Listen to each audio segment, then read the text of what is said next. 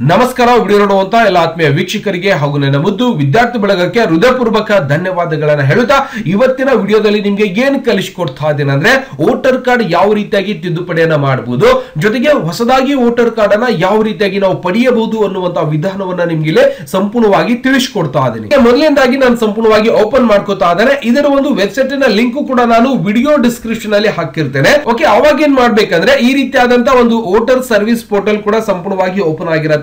ಇಲ್ಲಿ ನಿಮ್ಗೆ sign in sign up ಅಂತ ಎರಡು ಆಪ್ಷನ್ಸ್ ಕೊಟ್ಟಿರ್ತಾರೆ. ಸೈನ್ ಇನ್ ಮತ್ತೆ ಸೈನ್ ಅಪ್ ಅಂತ ಕೊಟ್ಟಿರ್ತಾರೆ. ನೀವೇನ್ ಮಾಡ್ಬೇಕಂದ್ರೆ ಇಲ್ಲಿ ಸೈನ್ ಇನ್ ಮೇಲೆ ಕ್ಲಿಕ್ ಅನ್ನು ಮಾಡ್ಕೊಂಡು ನಿಮ್ಮ ಒಂದು ಮೊಬೈಲ್ ನಂಬರ್ ಹಾಕಿ, ಮೊಬೈಲ್ ನಂಬರ್ ಗೆ OTP ಬಂದಿರುತ್ತೆ. ಅದರ ಮುಖಾಂತರ ನೀವು ಸೈನ್ ಇನ್ ಮಾಡ್ಕೊಂಡು ಒಂದು ಪಾಸ್ವರ್ಡ್ ಕ್ರಿಯೇಟ್ ಮಾಡ್ಕೊಂಡು ಸೈನ್ ಇನ್ ಮಾಡ್ಕೋಬಹುದು. ಅದು ಬಹಳಷ್ಟು ಈಸಿ ಆಗಿರುತ್ತೆ, ಎಲ್ಲರೂ ಕೂಡ ಮಾಡ್ಕೋಬಹುದು. ಓಕೆನಾ? ಮಾಡಿದ ನಂತರ ನೀವೇನ್ ಮಾಡ್ಬೇಕು, ಕೆಳಗಡೆ ಕಾಣಿಸ್ತಾ ಇದೆ ಈ ಒಂದು ಫಾರಂ ನಂಬರ್ 8 ಅಂತ ಇರುತ್ತೆ. ಈ ಒಂದು ಫಾರಂ ನಂಬರ್ 8 ಏನ್ ಕೆಲಸ ಮಾಡತ್ತಪ್ಪ ಅಂದ್ರೆ, ನೀವು ಆಲ್ರೆಡಿ ಏನಾದ್ರೂ ಮತದಾರ ಗುರುತಿನ ಚೀಟಿ ನಿಮ್ಮ ಹತ್ರ ಇತ್ತು ಅಂದ್ರೆ ಕಾರ್ಡ್ ಇದೆ, ಅದರಲ್ಲಿ ಏನಾದ್ರೂ ಕರೆಕ್ಷನ್ ಮಾಡಿಸಬೇಕಾಗಿದೆ ಸರ್ ಅಂದ್ರೆ ನೀವು ಫಾರಂ ನಂಬರ್ 8 ಅನ್ನ ಬಳಕೆ ಮಾಡಬೇಕು. ಇಲ್ಲ ಸರ್ ನನಗೆ ಹೊಸದಾಗಿ ಅರ್ಜಿಯನ್ನ ಸಲ್ಲಿಸಬೇಕಾಗಿದೆ ಅಂದ್ರೆ ನೀವೇನ್ ಮಾಡಬೇಕು, ಫಾರಂ ನಂಬರ್ 6 ಮೇಲೆ ಕ್ಲಿಕ್ ಅನ್ನ ಮಾಡಿಕೊಂಡು ಇಲ್ಲಿ ಕೇಳುವಂತ ಮಾಹಿತಿಯನ್ನ ಸಂಪೂರ್ಣವಾಗಿ ಫಿಲ್ ಮಾಡಿ ನೀವೇನ್ ಮಾಡಬೇಕಾಗುತ್ತೆ, ಆನ್ಲೈನ್ ಮುಖಾಂತರ ಅರ್ಜಿಯನ್ನ ಸಂಪೂರ್ಣವಾಗಿ ಸಲ್ಲಿಸಬಹುದು. ಇಲ್ಲ ಸರ್ ನಮ್ಗೆ ಆನ್ಲೈನ್ ಮುಖಾಂತರ ಅರ್ಜಿ ಸಲ್ಲಿಸಲಿಕ್ಕೆ ಬರ್ತಾ ಇಲ್ಲ ಅಂದ್ರೆ ನೀವೇನ್ ಮಾಡಬೇಕು, ನಿಮ್ಮ ಒಂದು ಬೂತ್ ಮಟ್ಟದಲ್ಲಿ ಇರುವಂತಹ ಅಧಿಕಾರಿಗಳಿರ್ತಾರೆ, ಅಂದ್ರೆ ಒಂದು ಚುನಾವಣಾ ನೋಂದಣಿ ಅಧಿಕಾರಿಗಳ ಕಚೇರಿಗೆ ಭೇಟಿ ಕೊಟ್ಟು ಕೂಡ ನೀವೇನ್ ಮಾಡಬಹುದು, ಸಂಪೂರ್ಣವಾಗಿ ಆನ್ಲೈನ್ ಮುಖಾಂತರ ಅರ್ಜಿಯನ್ನ ಅಲ್ಲಿ ಕೂಡ ಸಲ್ಲಿಸಬಹುದು. ಅಥವಾ ಹೊರಗಡೆ ಆನ್ಲೈನ್ ಸೆಂಟರ್ ಒಳಗೂ ಕೂಡ ನಿಮ್ಗೆ ಅರ್ಜಿಯನ್ನ ಸಲ್ಲಿಸಿಕೊಡ್ತಾರೆ, ಅಲ್ಲಿ ಕೂಡ ನೀವು ಅರ್ಜಿಯನ್ನ ಸಲ್ಲಿಸಿ ನಿಮ್ಮ ಒಂದು ಗ್ರಾಮದಲ್ಲಿ ಇರುವಂತಹ ಅಥವಾ ನಿಮ್ಮ ಒಂದು ಸರ್ಕಾರಿ ಶಾಲೆಯಲ್ಲಿ ಇರುವಂತಹ ಸರ್ಕಾರಿ ಒಂದು ಶಿಕ್ಷಕರಿಗೆ ಈ ಒಂದು ಅವಕಾಶವನ್ನ ಕೊಟ್ಟಿರ್ತಾರೆ. ಅವರಿಗೆ ಹೋಗಿ ನೀವೇನ್ ಮಾಡ್ಬೇಕು, ಆ ಒಂದು ಫಾರಂ ನಂಬರ್ ಅನ್ನ ಕೊಟ್ರೆ ಸಾಕು, ಅವರು ಕೂಡ ಸಂಪೂರ್ಣವಾಗಿ ನಿಮ್ಗೆ ಅಪ್ರೂವಲ್ ಮಾಡಿ ಕೊಡ್ತಾರೆ. ಓಕೆನಾ? ಇದರ ಹೆಚ್ಚಿನ ಮಾಹಿತಿಗಾಗಿ ನಿಮ್ಮ ಊರಿನಲ್ಲಿರುವಂತಹ ಗ್ರಾಮ ಪಂಚಾಯತಿಯಲ್ಲಿ ಕೂಡ ಕೇಳಬಹುದು ಅಥವಾ ಸರ್ಕಾರಿ ಶಾಲೆಯಲ್ಲಿ ಕೂಡ ಕೇಳಿದ್ರೆ ನಿಮ್ಗೆ ಸಂಪೂರ್ಣವಾಗಿ ಒಂದು ಹೊಸದಾಗಿ ಏನ್ ಮಾಡ್ಕೊಡ್ತಾರೆ ಅಂದ್ರೆ ಮತದಾರ ಗುರುತಿನ ಚೀಟಿಗೆ ಆನ್ಲೈನ್ ಮುಖಾಂತರ ಅರ್ಜಿ ಸಲ್ಲಿಸೋರಿಗೆ ಫಾರಂ ಅನ್ನ ಕೊಡಬೇಕಾಗುತ್ತೆ. ಓಕೆನಾ? ಅದಾದ್ಮೇಲೆ ಇಲ್ಲ ಸರ್ ನಾನು ತಿದ್ದುಪಡಿ ಮಾಡಬೇಕಾಗಿದೆ, ಕರೆಕ್ಷನ್ ಮಾಡ್ಕೋಬೇಕಾಗಿದೆ, ಎಲ್ಲವನ್ನು ಕೂಡ ನಾನು ಮಾಡಿಸ್ಕೊಂಡಿದ್ದೀನಿ, ಬಟ್ ಅದರಲ್ಲಿ ವಿಳಾಸ ಆಗಿರ್ಬೋದು, ಹೆಸರಾಗಿರ್ಬೋದು, ಫೋಟೋ ಆಗಿರ್ಬೋದು, ಮತ್ತೆ ಹೆಸರಲ್ಲಿ ಏನಾದ್ರೂ ಸ್ಪೆಲ್ಲಿಂಗ್ ಆಗಿರ್ಬೋದು, ಏನೋ ಒಂದು ತಿದ್ದುಪಡಿ ಮಾಡಬೇಕಾಗಿತ್ತು ಅಂದ್ರೆ ನೀವೇನ್ ಮಾಡ್ಬೇಕು, ಇಲ್ಲಿ ಸೈನ್ ಇನ್ ಮಾಡಿದ್ದೇನೆ ಅಂದ್ರೆ, ಯಾಕಂದ್ರೆ ನಾನು ಆಲ್ರೆಡಿ ಅಕೌಂಟ್ ಇರೋದ್ರಿಂದ ಸೈನ್ ಇನ್ ಮಾಡ್ಕೊಂಡಿದ್ದೇನೆ, ನೀವು ಕೂಡ ಲಾಗಿನ್ ಮಾಡ್ಕೋಬೇಕು. ಓಕೆ, ಮಾಡಿದ ನಂತರ ಇಲ್ಲಿಂದ ಒಂದು ಫಾರಂ ನಂಬರ್ 8 ಅಂತ ಕಾಣಿಸ್ತಾ ಇದೆ, ಇದರ ಮೇಲೆ ಕ್ಲಿಕ್ ಅನ್ನ ಮಾಡ್ಕೊಳ್ಳಿ. ಓಕೆ, ಇದರ ಮೇಲೆ ಕ್ಲಿಕ್ ಮಾಡಿದ ನಂತರ ನಿಮ್ಗೆ ಈ ರೀತಿಯಾಗಿ ಅದರ್ ಎಲೆಕ್ಟ್ರಿಕ್ ಬರುತ್ತೆ, ಇಲ್ಲಿಂದ ಸೆಲ್ಫ್ ಅಂತ ಬರ್ತಾ ಇರುತ್ತೆ. ಅವಾಗ ನೀವು ಇದರ ಮೇಲೆ ಸೆಲ್ಫ್ ಮೇಲೆ ಸಂಪೂರ್ಣವಾಗಿ ಕ್ಲಿಕ್ ಅನ್ನ ಮಾಡ್ಕೊಂಡು ನೋಡಬಹುದು. ಸೆಲ್ಫ್ ಮೇಲೆ ಕ್ಲಿಕ್ ಅನ್ನ ಮಾಡ್ತಿದ್ದಾನೆ, ನಿಮ್ಮ ಒಂದು ಇಪಿಕ್ ನಂಬರ್ ಅಂದ್ರೆ ಒಂದು ವೋಟರ್ ಕಾರ್ಡಿನ ನಂಬರ್ ಕೂಡ ಸಂಪೂರ್ಣವಾಗಿ ನೋಡ್ಲಿಕ್ಕೆ ಸಿಗ್ತಾ ಇರುತ್ತೆ. ಅವಾಗ ನಾವೇನ್ ಮಾಡ್ಬೇಕು, ಇಲ್ಲಿ ಸಬ್ಮಿಟ್ ಮೇಲೆ ಸಂಪೂರ್ಣವಾಗಿ ಕ್ಲಿಕ್ ಅನ್ನ ಮಾಡ್ಕೋಬೇಕು. ಓಕೆ, ನೋಡಬಹುದು ಸಬ್ಮಿಟ್ ಮೇಲೆ ಕ್ಲಿಕ್ ಮಾಡ್ತಿದ್ದಾನೆ, ಸಂಪೂರ್ಣವಾಗಿ ನಮ್ಮ ಒಂದು ಡೀಟೇಲ್ಸ್ ಕೂಡ ನೋಡ್ಲಿಕ್ಕೆ ಅವಕಾಶ ಇದ್ದಿರುತ್ತೆ. ಓಕೆ, ನಾನು ಓಕೆ ಮೇಲೆ ಸಂಪೂರ್ಣವಾಗಿ ಕ್ಲಿಕ್ ಅನ್ನ ಮಾಡ್ಕೋತಾ ಇದ್ದಾನೆ. ಓಕೆ, ಮತ್ತೆ ಇಲ್ಲಿ ಇನ್ನೊಂದು ಪೇಜ್ ಕೂಡ ಬರ್ತಿದ್ದಾನೆ, ನಿಮ್ಮ ಒಂದು ಪಾರ್ಟ್ ನಂಬರ್ ಕೂಡ ಕಾಣಿಸ್ತಾ ಇರುತ್ತೆ, ಸೀರಿಯಲ್ ನಂಬರ್ ಕೂಡ ಸಂಪೂರ್ಣವಾಗಿ ನೋಡ್ಲಿಕ್ಕೆ ಸಿಗ್ತಾ ಇರುತ್ತೆ.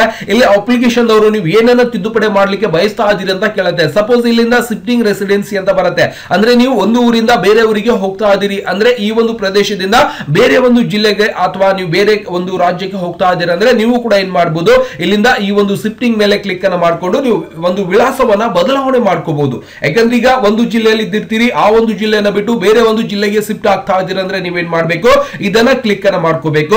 ಇಲ್ಲ ಸರ್ ನನ್ನ ಎಂಟೈರ್ ಒಂದು ವೋಟರ್ ಕಾರ್ಡ್ ಅಲ್ಲಿ ಇರುವಂತಹ ಫೋಟೋ ಆಗಿರ್ಬೋದು, ತಂದೆ ಹೆಸರಾಗಿರ್ಬೋದು, ಅಥವಾ ವಿಳಾಸ ಬದಲಾವಣೆ ಮಾಡೋದಾಗಿರ್ಬೋದು, ಮತ್ತೆ ಏನೆಲ್ಲ ಕರೆಕ್ಷನ್ ಮಾಡಬಹುದು ಅನ್ನೋದನ್ನ ನೀವೇನ್ ಮಾಡ್ಬೇಕಾಗುತ್ತೆ, ಎಂಟೈರ್ ಕನೆಕ್ಷನ್ ಮಾಡ್ಕೋಬೇಕಾಗಿತ್ತು ಅಂದ್ರೆ ಎರಡನೇ ಆಪ್ಷನ್ಸ್ ಮೇಲೆ ಕ್ಲಿಕ್ ಅನ್ನ ಮಾಡ್ಕೋಬೇಕಾಗುತ್ತೆ. ಇಲ್ಲ ಸರ್ ನಾನು ಒಂದು ಊರಿಂದ ಬೇರೆ ಊರಿಗೆ ಹೋಗ್ತಾ ಇದ್ದೇನೆ ಅಂದ್ರೆ ಶಿಫ್ಟಿಂಗ್ ಮಾಡ್ಕೋತಾ ಇದ್ದೇನೆ ಅಂದ್ರೆ ನೀವೇನ್ ಮಾಡಬಹುದು, ಮೊದಲನೇ ಒಂದು ಆಪ್ಷನ್ಸ್ ಅನ್ನ ಸೆಲೆಕ್ಷನ್ ಮಾಡ್ಕೋಬೇಕು.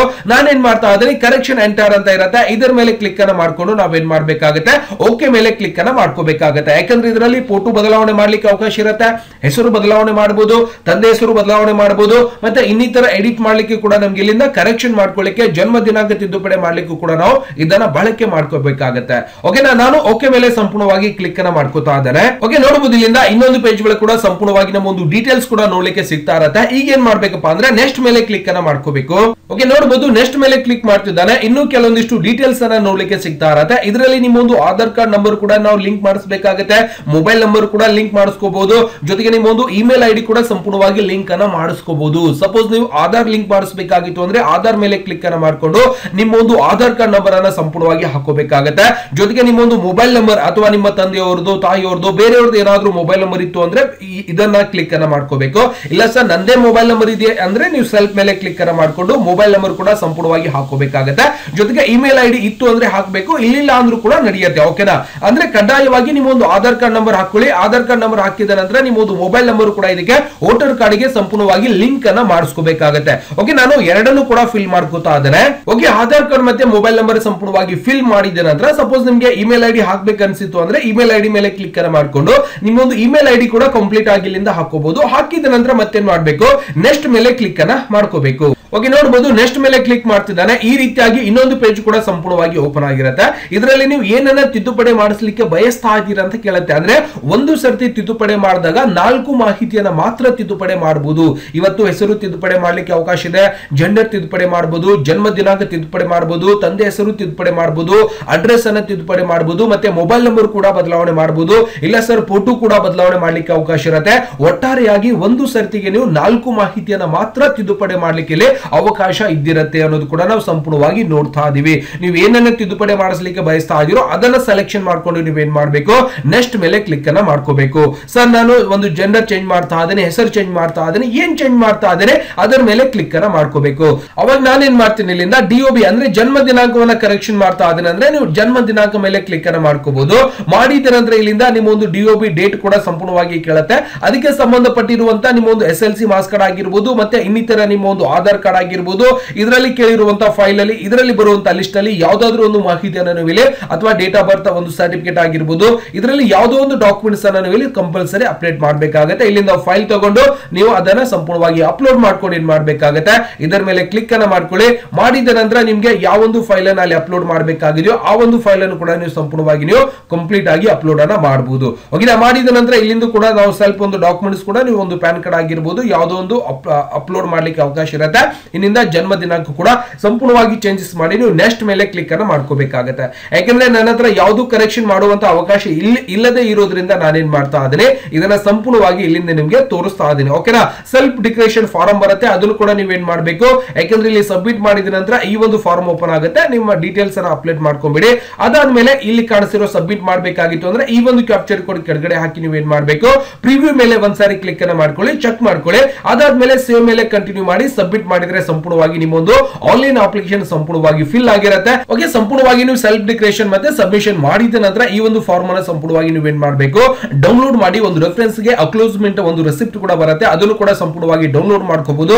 ಸಬ್ಮಿಟ್ ಮಾಡಿದ ನಂತರ ಮೇಲ್ಗಡೆ ನಿಮ್ಮ ಒಂದು ವೋಟರ್ ಕಾರ್ಡ್ ಇಪಿಕ್ ನಂಬರ್ ಕೂಡ ಕಾಣಿಸ್ತಾ ಇರುತ್ತೆ. ಅಂದ್ರೆ ನಿಮ್ಮ ಒಂದು ಸ್ಟೇಟಸ್ ಅನ್ನ ಪರಿಶೀಲನೆ ಮಾಡ್ಕೊಳ್ಳಿಕ್ಕೆ, ಅಂದ್ರೆ ಮುಂದಿನ ದಿನಗಳಲ್ಲಿ ಹಾಕಿರುವಂತಹ ಅಪ್ಲಿಕೇಶನ್ ಸರಿಯಾಗಿ ತಿದ್ದುಪಡಿ ಆಗಿದೆ ಇಲ್ಲ ಅನ್ನೋದು ಕೂಡ ನೀವು ಆನ್ಲೈನ್ ಮುಖಾಂತರ ಪರಿಶೀಲನೆ ಮಾಡಿಕೊಂಡು ಮುಂದಿನ ದಿನಗಳಲ್ಲಿ ಆನ್ಲೈನ್ ಮುಖಾಂತರ ಕೂಡ ನೀವೇನ್ ಮಾಡಬಹುದು, ಸಂಪೂರ್ಣವಾಗಿ ತಿದ್ದುಪಡಿ ಮಾಡಿರುವಂತಹ ಒಂದು ವೋಟರ್ ಕಾರ್ಡ್ ಕೂಡ ಸಂಪೂರ್ಣವಾಗಿ ಡೌನ್ಲೋಡ್ ಮಾಡ್ಕೊಳ್ಳಿಕ್ಕೆ ನಿಮಗೆ ಅವಕಾಶ ಇದ್ದಿರುತ್ತೆ. ಹಾಗಾಗಿ ನೀವೇನ್ ಮಾಡಬೇಕು, ಆ ಒಂದು ನಂಬರ್ ಕೂಡ ಸರಿಯಾಗಿ ಬರೆದಿಟ್ಕೋಬೇಕು. ಇಲ್ಲಾಂದ್ರೆ ಒಂದು ಸ್ಕ್ರೀನ್ ಶಾಟ್ ಕೂಡ ಸಂಪೂರ್ಣವಾಗಿ ತಗೊಂಡು ಇಟ್ಕೋಬೇಕಾಗುತ್ತೆ. ಸಬ್ಮಿಟ್ ಮಾಡಿದ ನಂತರ ಈ ಒಂದು ಅಪ್ಲಿಕೇಶನ್ ಸಲ್ಲಿಸಿರುವಂತಹ ಒಂದು ಫೈಲ್ ಅನ್ನು ಕೂಡ ನೀವು ಪ್ರಿಂಟ್ ತಗೋಬಹುದು ಅಥವಾ ಅದನ್ನ ಡೌನ್ಲೋಡ್ ಮಾಡ್ಕೊಂಡು ಕೂಡ ಸಂಪೂರ್ಣವಾಗಿ ಇಟ್ಕೋಬಹುದು.